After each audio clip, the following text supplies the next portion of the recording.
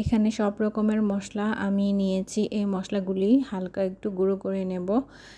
তো এখানে আমি নেব গরুর পায়া। তো এই পায়াগুলি আমি খুব লবণ দিয়ে ভালো করে ফুটন্ত গরম পানি দিয়ে কিছুক্ষণ ভিজিয়ে রাখবো, তাহলে রক্ত সব বেরিয়ে আসবে। আর এখানে আমরা সবাই জানি পায়ার মধ্যে কি কি দিতে হয়।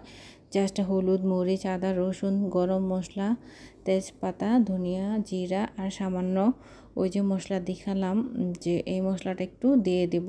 পর সেই সাথে পরিমাণ মতো লবণ আর কিছু কাঁচামরিচ দিয়ে দিয়েছি, আরও কিছু দেব পেঁয়াজ।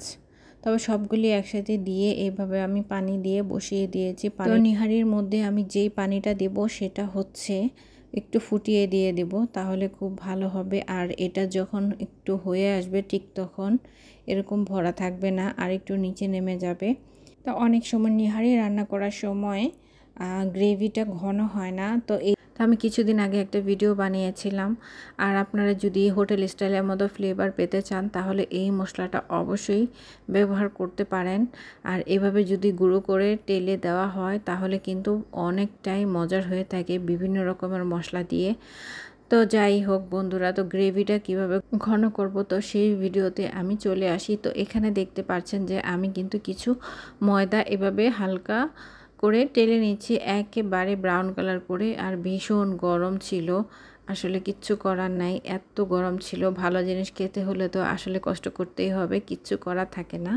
তো নামানোর আগে আমি যা যা দেব, তো এখানে হচ্ছে গোলমরিচ নিয়েছি, আর হচ্ছে গরম মশলা গুঁড়ো নিয়েছি, সেই সাথে নিয়েছি স্পেশাল মশলাটা, আর হচ্ছে ধনিয়া, জিরা, আর নিয়েছি টেস্টিং সল্ট। আর এখানে ময়দাটা আমি ব্রাউন কালার করে টেলে একদম ঠান্ডা করে নিয়েছি, এরপরে হাত দিয়ে একটু গুলিয়ে নেব। তো এই তো দেখছেন যে আমার কিন্তু 8 ঘন্টা পরে এই পায়াটা হয়ে গিয়েছে।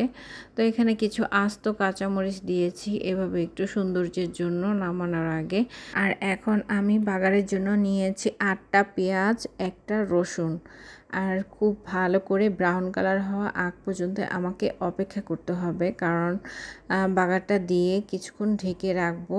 আর একদমই ব্রাউন কালার করে দিয়ে দেব। আর সাথে কয়েকটা এলাচ দিয়েছি তেলের মধ্যে ফ্রাই করে। তো এটা আমি দিয়ে দিয়েছি, কারণ এলাচটা যদি এভাবে ফোড়ন দেওয়া হয় তাহলে কিন্তু আরও সুন্দর ফ্লেভার আসে। তো এখানে দেখছেন ঠান্ডা হলে অবশ্যই আমি দিয়ে দিয়েছি এটার মধ্যে পানি। নর্মাল তাপমাত্রার যে পানিটা থাকে সেই পানিটা দিয়ে আমি গুলিয়ে নিয়েছি, আর অবশ্যই ঠান্ডা করে নিতে হবে।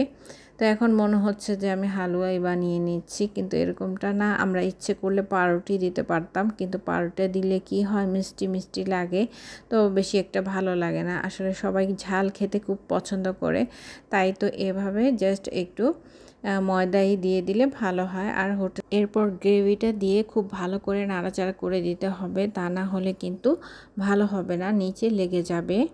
এখন আমি ব্রাউন কালার করে ঠিক এইভাবে ব্রাউন কালার করে দিয়ে দিচ্ছি বাগারটা। আর বাগারটা দিয়ে অবশ্যই আমি 2 মিনিট ঢেকে রাখবো। তো 2 মিনিট ঢেকে রাখার পরে আমি ওপেন করব।